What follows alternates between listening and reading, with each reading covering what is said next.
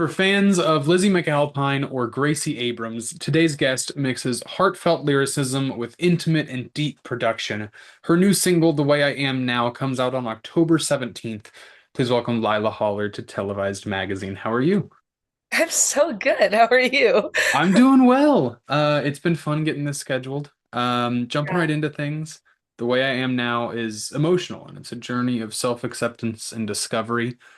Tell viewers a little bit more about this track and what they can expect when they hear it on the 17th.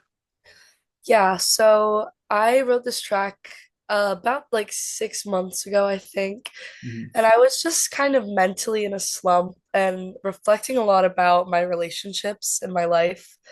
And I sort of just wanted to write something that encapsulated the feeling of hoping that like the people around me can accept me the way that I am, and like even if I don't change, and even if I am somebody that just has to go through all these mental difficulties, like just sort of wanting to encapsulate the feeling of like, the insecurity that comes with having mental disorders and all of that sort of stuff that I feel like is so widely like, you know, had. Stigmatized. Yes, exactly, Yeah. exactly. And so I've been in a long-term relationship for a while, and I was really scared initially, I think, to express my emotions. Mhm. And so something that really helps me is songwriting. I was able to like tap into it and kind of like get the feeling out, which really helped me like process everything that was happening around me. Like just going through kind of a natural Yeah. depression, I would say. And I wanted to make something more vulnerable than the songs that I've kind of made in the past. So I guess going into it, just expect a lot of vulnerability because I really Yeah. feel like I kind of poured my heart out.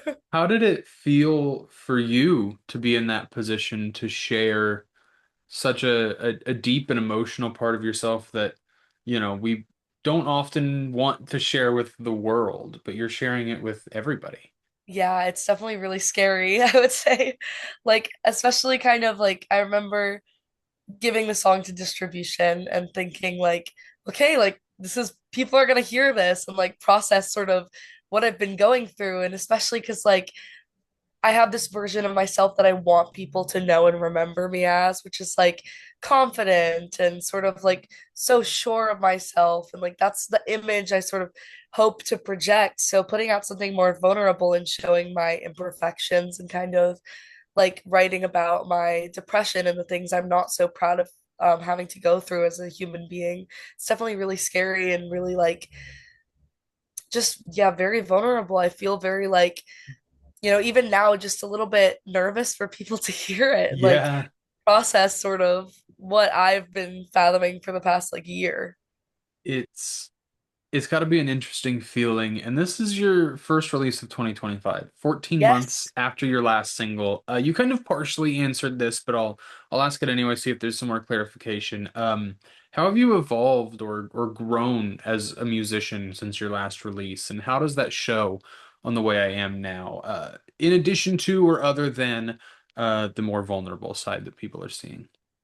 Yeah, I think I took a year to just write. And I was in a bit of a writer's block until I really wasn't. And then I was kind of Mhm. like speedily putting things out. But I think I wrote this song kind of in the middle of a writer's block where I just couldn't get my mind to catch up with my feelings. And yeah, this past year, it's like I didn't feel the urge to release anything because I wanted the next thing that I ended up doing to feel really cohesive, Yeah.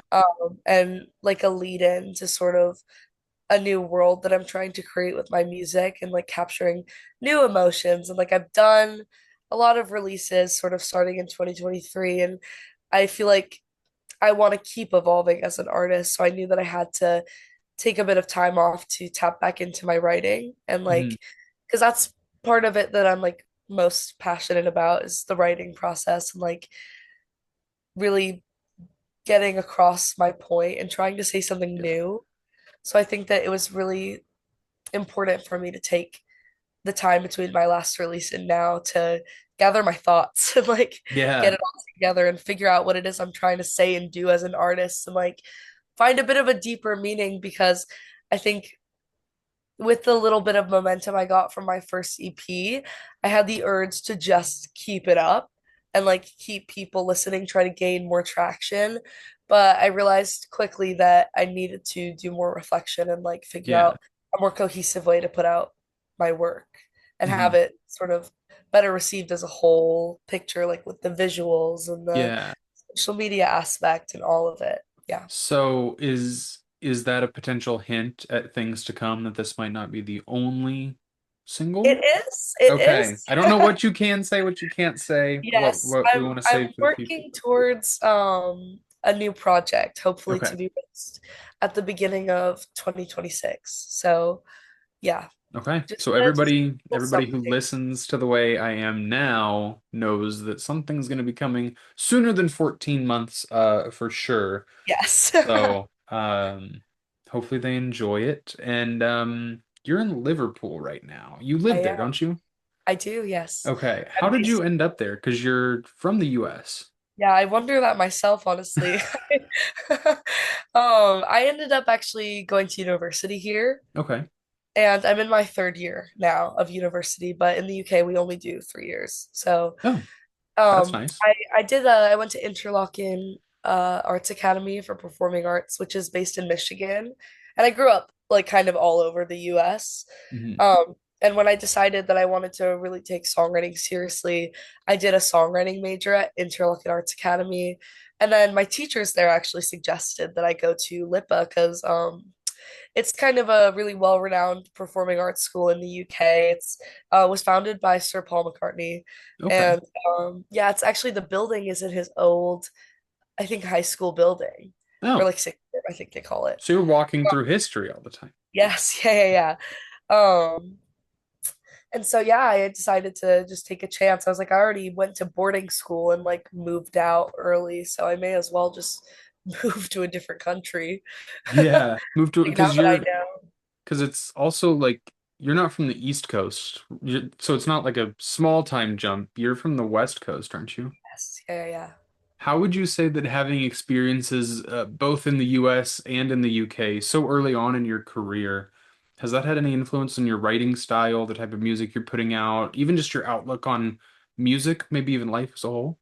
Yeah, I would say massively. Like I did a lot of summer programs for songwriting and like industry sort of like meet professionals and talk about it and some networking stuff in LA, and I did some in New York, and like I got those perspectives throughout like my teenage years, and like Liverpool and London and the music industry in the UK, even though the UK is like vastly smaller than America, still feels so much bigger. Like there's just so much more to Yeah, because offer. And it's so compact. You know what I mean? yes, Like it's a everyone much knows. smaller footprint. Yeah. Yeah. And you see the artists that the UK has put out. I mean, you can go through the decades from the Beatles all the way to Oasis to the modern day. It's insane the amount of music history that's come from such a small island and how much you can learn from that, you know? Yeah. I mean, it's incredible. I was just up in London, and like even just the vibe of the city is so much different. All the accents are so much different than all the way down in Liverpool, I guess up in Liverpool. I kind of still don't know. I've only been here for like Yeah. 2 years, and I'm like I've kind of still a little bit lost, I I've guess. heard from a lot of people like the differences in accents for like a 45-minute drive, you'll get a whole different accent. Yeah. But here, like I'm in Kansas, I'd have to drive to like, I don't know, probably Minneapolis, Yeah. Minnesota to get a slightly different accent out of people. It's just a slightly different. It could be like Yeah, yeah, worlds even just different. slightly different. Like Yeah. it wouldn't be world-shatteringly different. People ask me that all the time here. They're like, What's your accent from?" And I'm like, "It's kind of just a basic American accent, I would Yeah. say." Like, I don't know, maybe you can kind of tell I'm from the West Coast, but not really. I'm 'Cause you're like, from Seattle, right? yes, yeah. Okay, But I yeah. grew up mostly in California, even though we did Okay. sort of move around a lot. Okay. Yeah, I was gonna say maybe like a slight West Coast, but not like full on Valley Girl. Yeah. But in the UK, you go to Liverpool, you go to Birmingham, you go to Yeah, London, you're gonna get something different every time. definitely. In 2023, you were chosen to attend the Grammy Foundation's Grammy Camp. What was that experience like, and what did you learn from it? It was so cool. I think I learned a lot about LA and like just sort of the it's a very different vibe to New York, and like Mhm. Nashville and all these other places that are sort of renowned for music. And yeah, I did a lot of really cool songwriting collaborations with some people that were close to my age. And like I also got a lot of like perspective, I think, to how I feel like the school I went to in Michigan, I felt sort of like I was a big fish in a small pond. Hmm. And I guess I realized while I was there how big the pond truly is because I was Yeah. like, oh wow, there's so many talented people all around me, and LA just felt like such a hot spot for it. And everybody there seemed to have the same like sparkle in their eyes that I Hmm. do about writing and music. So I made a lot of friends that I still actually keep in touch with. Um, and yeah, I worked with Chris Sampson, who's just like one of the best songwriting teachers I've ever had the pleasure Yeah. of working with. So I Um, imagine you learned a lot in a short time from him. yes, I believe that he was working at USC as a teacher in the popular music department as well. And I still do keep in touch with him as well. Yeah, and it was an amazing Hmm. experience with like I think the main thing I took away was learning how to navigate collaboration with like all Yeah. sorts of people. That's one thing about music that I've heard other people enjoy and that I enjoy is it doesn't have that competitive, like the me versus you aspect of competition. It seems like people are more willing to uphold and uplift each other and collaborate and work together and bring out truly the best in people. And I'm glad you got to experience that at the Grammy camp. Yeah. So this one's a little bit more future thinking, forward thinking. Where do you see your music career being at this time next year? Not thinking big 5, 10 year plans, just what does October 1st of 2026 look like for you? My hope is honestly to just be performing more, I would say. Mhm. It's like I think that performance is the piece for me that's always been the most exciting. Like Yeah. as a kid, I always tell this story to put it in perspective for people like how bad I've wanted this. I used to have my little karaoke machine I got for Christmas, and I would take it into the backyard, hoping Okay. that somebody would hear me while I was like screaming my face off in the backyard and be like, wow, she needs a manager, doesn't she? Like, and And so that was going to be your big break.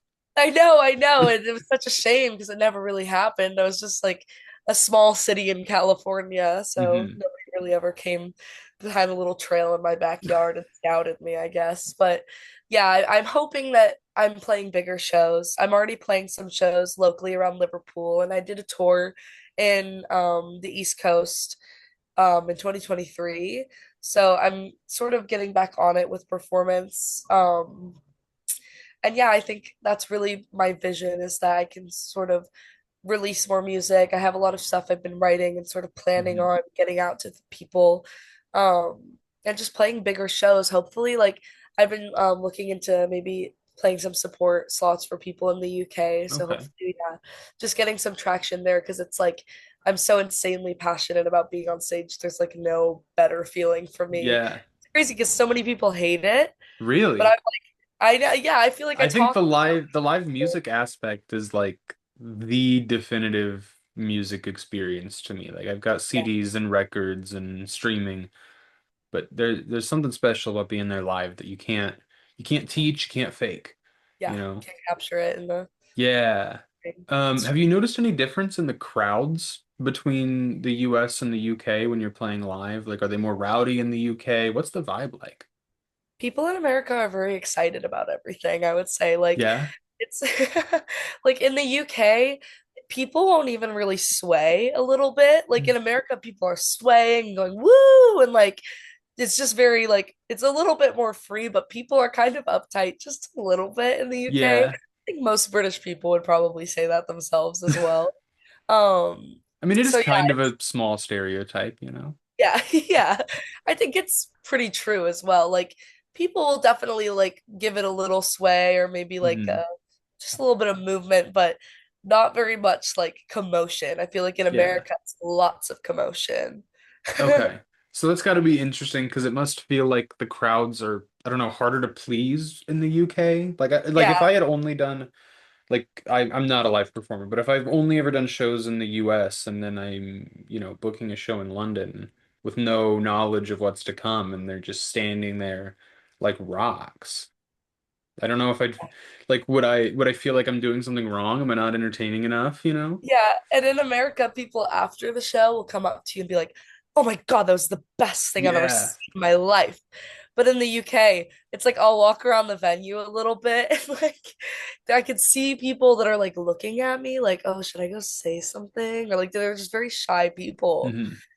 That's interesting. Yeah. Um, so you It's not, mentioned, I was gonna say it's not a massive difference, but it is yeah. definitely kind of like in there. Hmm. Sorry to You cut mentioned how you you wanted this since you were a kid and how you'd go out in the backyard and just scream, is how you put it, off. for anybody to hear. Who have some of your biggest musical influences been over the years, either growing up, or some that have carried on to today, or even some new influences? Mhm. I have to say, like, first off is Taylor Swift. I'm like, I saw the poster behind you. I was gonna yes, mention, there she is. yep. Yeah, I've got Chappell Roan here. I would also probably group her in with some of my biggest influences, Okay. even though I think I actually discovered her in 2022 when she was kind of just Okay, starting to you were blossom on early to the TikTok. boat. Yeah, I and discovered her February of 2024. So it was like a month before she was opening for Olivia Rodrigo. She was yeah, definitely on the come up, but she hadn't peaked yet. But you're an yeah. OG. I She went to Interlochen as well for a summer camp. Okay. So I think that I might have been a little bit connected in that way. Yeah. I found her social medias and I was like, wow, she's really good. And I knew it. I knew she'd be big. I predicted this, Chapel. Yeah. Um, You're a but visionary. I know. Thank you.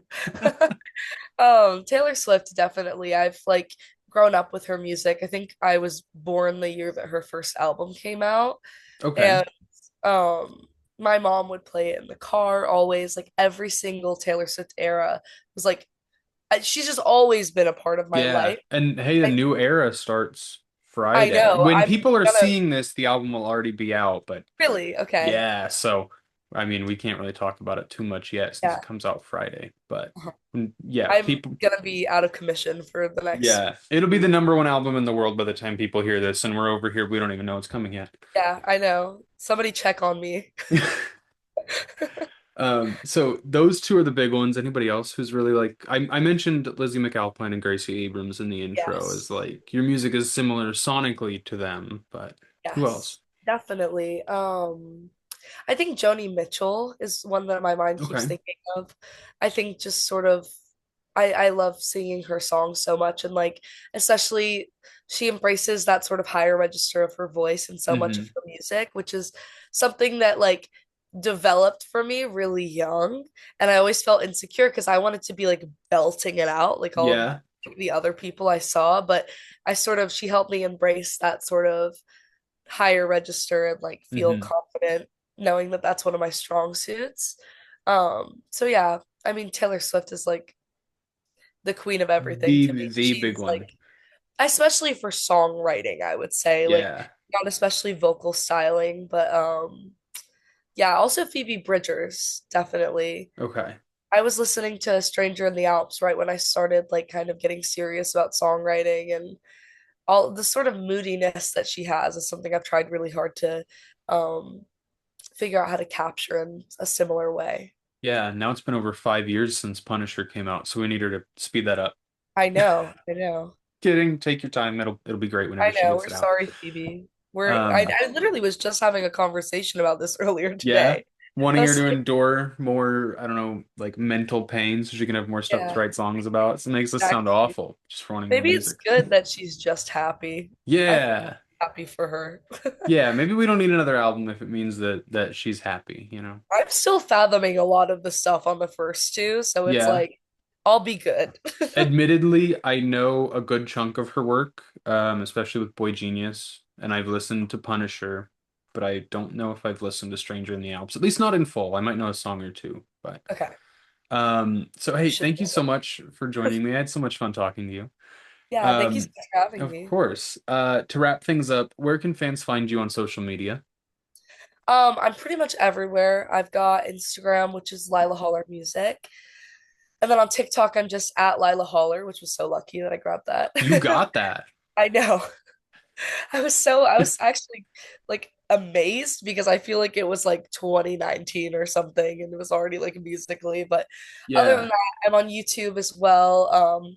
If you want anything else, my link tree is on my Instagram and TikTok, so you can go check that out. And that's where you can find her on, for anyone watching, that's where you can find her on Apple Music or Spotify And or Spotify, SoundCloud yes. or All whatever the other different streaming streaming. services there are. I don't know, Yes. Amazon Music. We'll just plug all of Yes. them. Anyway, and the question I end every interview with, um, what are your three favorite songs at the moment? What, Ooh, whether I asked I you, consult your my best phone. friend, or a complete stranger. So, okay. The first one is an Ethel Cain song. I'm actually seeing her live tomorrow. It's called Okay, Fuck Me Eyes, and it's from from the her new newest album. record. Okay. Yes. I listened to it the day it came out and I have not revisited it since. I know I'm missing out. Yes. All of these are about to be Taylor Swift songs too, but none of these are right now. The second one is Jennifer's Body by Julia Wolf. Okay. I do not know It's who been Julia on Wolf is. repeat for me. She's I think she's a relatively new artist. She's got like a big TikTok song right Okay. now. I was gonna say Yeah. that's part of why I like asking this question is it gives me new stuff to discover too. Yes, and the other one is Silver Jubilee by Audrey Hopbert. Okay. I did enjoy her new album. Yes, it's the last It's song. the same vein as Ethel Cain, where I listened to it the day it came out, and I can't remember if I've revisited it in full yet. But there's just so much great music coming out, including The Way I Am Now, out October 17th. Everybody watching this should go stream it, should go Yes. save it, should go add it, should go follow Lila on everything. I had so much fun talking to you. This was a blast. And thank you everybody for watching, and we'll see you later. Bye. Yeah, thank you so much.